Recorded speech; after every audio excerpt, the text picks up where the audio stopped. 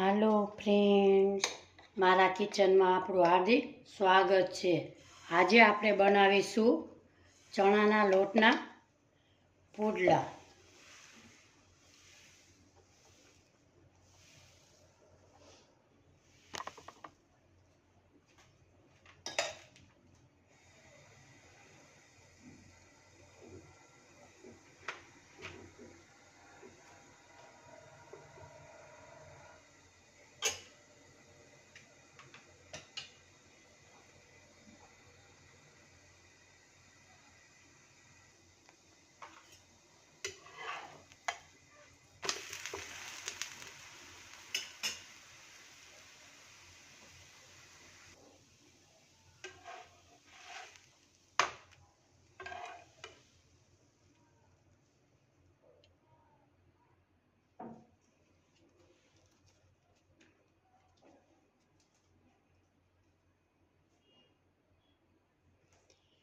આજની મારી રેસીપી તમને ગમી હોય તો સબસ્ક્રાઈબ કરી બેલ આઇકોનના બટનને જરૂરથી દબાવજો।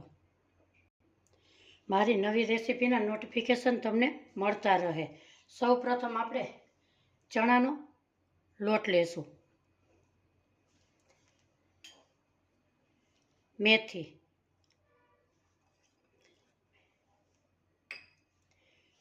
પાલક, ધાણા ભાજી, ગાજર, લીલું મરચું, કેપ્સિકમ,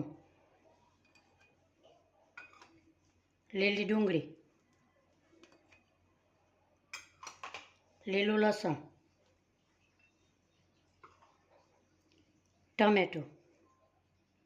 અહીંયા બધું મેં અડધી અડધી વાટકી ઉમેરેલું છે।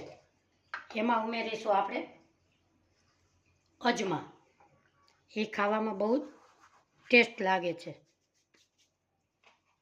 મીઠું સ્વાદ પ્રમાણે,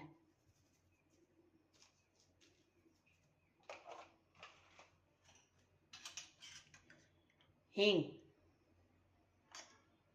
હળદર 1 ચમચી, લીલું મરચું નાખ્યું છે તો એ પ્રમાણે આપણે લાલ મરચું ઉમેરીશું, ધાણા જીરું એ બધું 1 ચમચી ઉમેરેલું છે। હવે આપણે એને પાણી નાખતા જશું અને આવી રીતે ડો બનાવતા જશું। આ ખાવામાં અત્યારે શિયાળામાં બધું શાક સહેલાઈથી વધુ પડતું મળે છે તો આપણે સુપર ટેસ્ટી પુડલા બનાવીશું।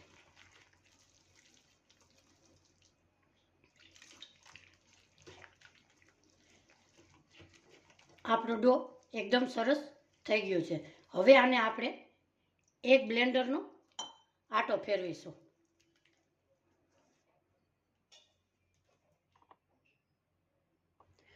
આપણે બ્લેન્ડર 2 આટા ફેરવી અને આવું સરસ સ્મૂધ આપણે કરી લીધું છે।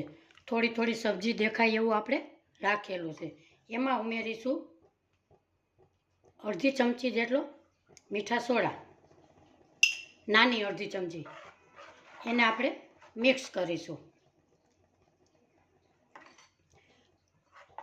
આપણું સ્મૂથ એવું આપણે બેટર તૈયાર છે।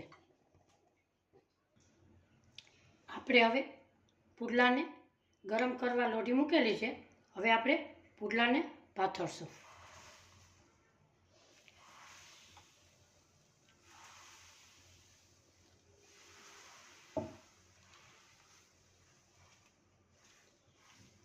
આજની મારી રેસીપી તમને ગમી હોય તો લાઈક કરજો, શેર કરજો, સબસ્ક્રાઈબ કરજો, બેલ આઇકનના બટનને જરૂરથી દબાવજો એટલે મારી નવી નવી રેસીપીના નોટિફિકેશન તમને મળતા રહે। આવી રીતે જ્યારે પાથરીએ ત્યારે આપણે ધીમો ગેસ રાખશું અને હવે થોડો ફાસ્ટ કરી દેશું। એની માથે આપણે થોડું તેલ નાખીશું।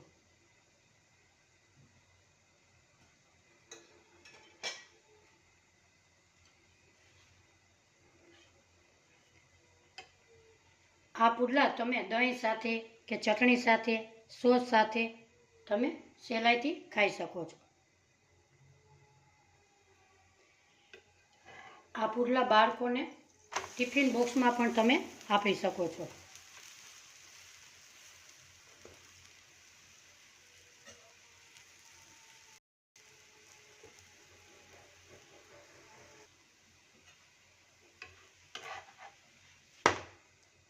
બધું શાક નાખવાથી આ પુડલા ખરેખર સ્વાદિષ્ટ લાગે છે.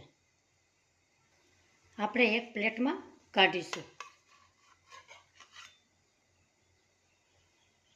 હવે આપણે ગેસને ધીમો કરીશું અને બીજું બેટર પાથરીશું.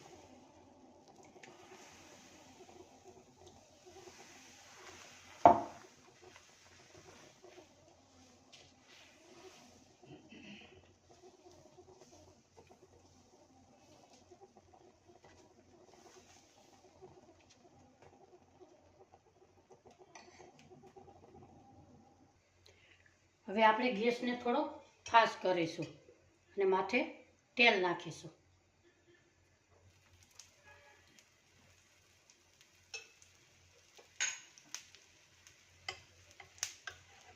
એને ધીમે ધીમે ફરતી પર આવી રીતે કરી અને ઉથલાવીશું.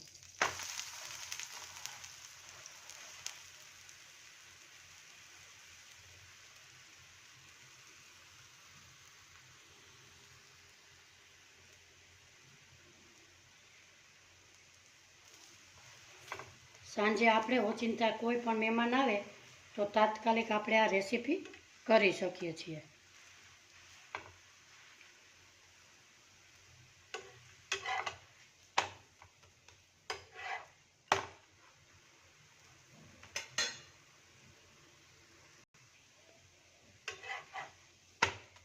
આપણા પુડલા રેડી છે. આજની રેસીપી મારી કેવી લાગી કોમેન્ટ બોક્સમાં જરૂરથી જણાવજો.